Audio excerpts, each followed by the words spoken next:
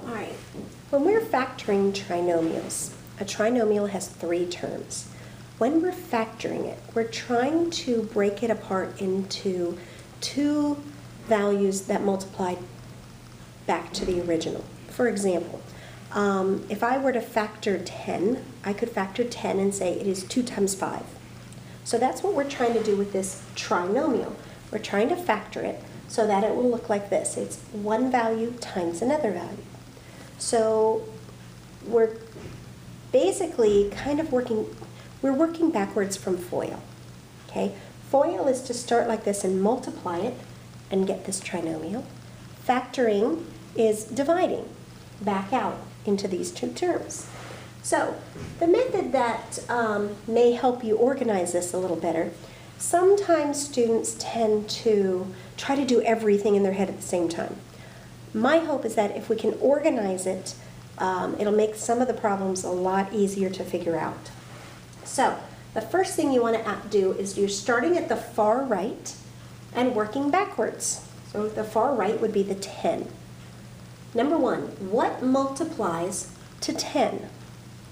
Well, let's see. I have 2 options. It's either 1 times 10 or 2 times 5. Now, the next thing as I work backwards is this plus sign. That means it has to add. So they multiply to give me 10 and add up to 7 to give you 7. What multiplies to 10 and adds to give you 7?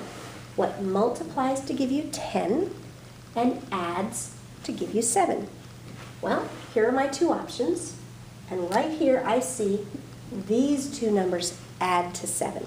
So the x squared is an x times an x.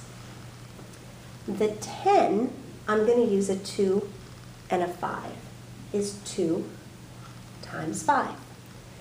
Now if you were doing FOIL, it would be the outer term and the inner term that would give me that 7x. I want them to give me a positive 7x, so it must be a plus 2 and a plus 5. All right, let's try another one. We have x squared plus 4x minus 12. Start at the right and work backwards. What multiplies to give me 12? Okay, let me stop for a second, and here are my options.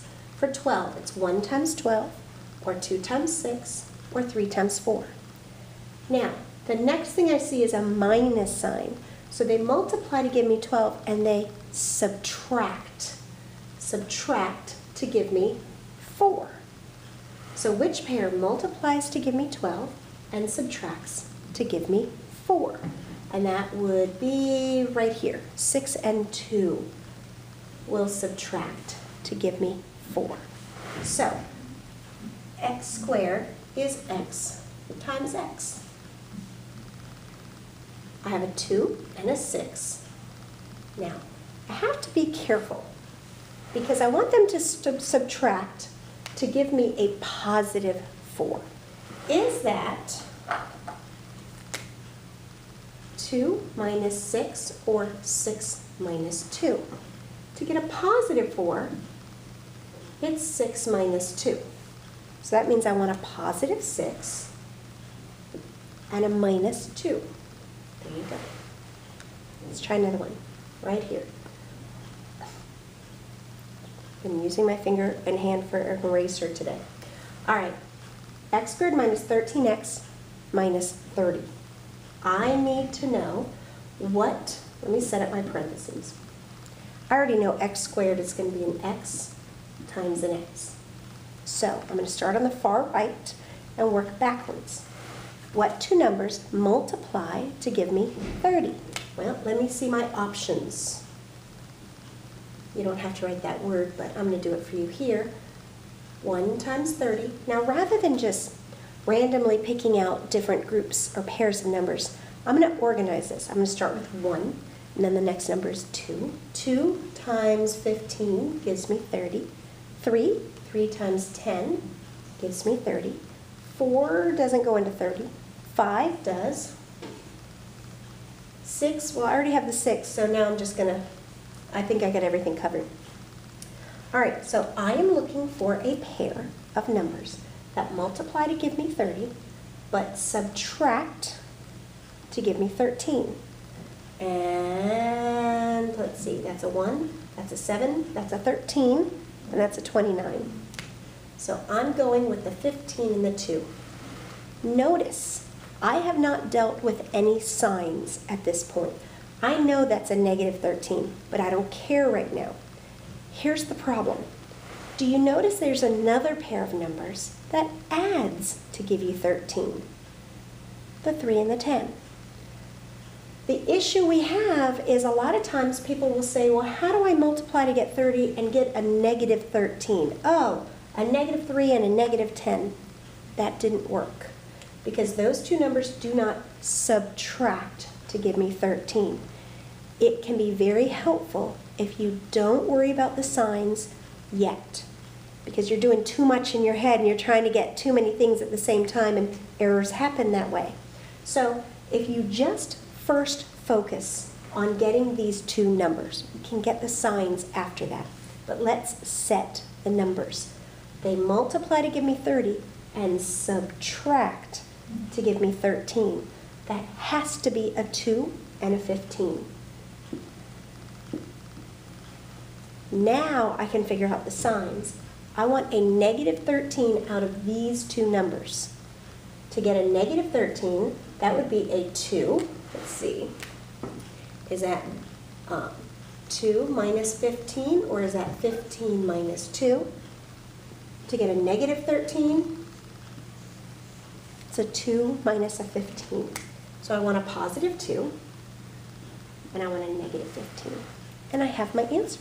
So please be very careful when you are factoring. Find the numbers first that will multiply to give you this value, and then add or subtract to give you the middle value. Then you can figure out the signs and hopefully have your factoring done. Now this is a basic trinomial. Please note that I did put up here factoring trinomials where A equals 1. You may not know what A is. I don't know if we have talked a lot about that, but let me just show you. The standard form for any, this is called a quadratic equation, is, it looks like this. Ax squared plus bx plus c. The number in front of the x squared is called a, and the number in front of the x they call b. We will discuss this further as we get into quadratics. We'll get a lot deeper into quadratics later. But for now, this is what I'm referring to up here. When a is a 1, you have a 1x squared. On the other two problems, we had a 1x squared. New and unique things happen when you don't have a 1x squared. If this were a 2x squared or 3x squared, I would have to factor this a very different way. So you just have to be very careful. This method works primarily when you have a 1 in front of your x squared. We'll talk about the other types in a little bit. All right, thank you, good luck.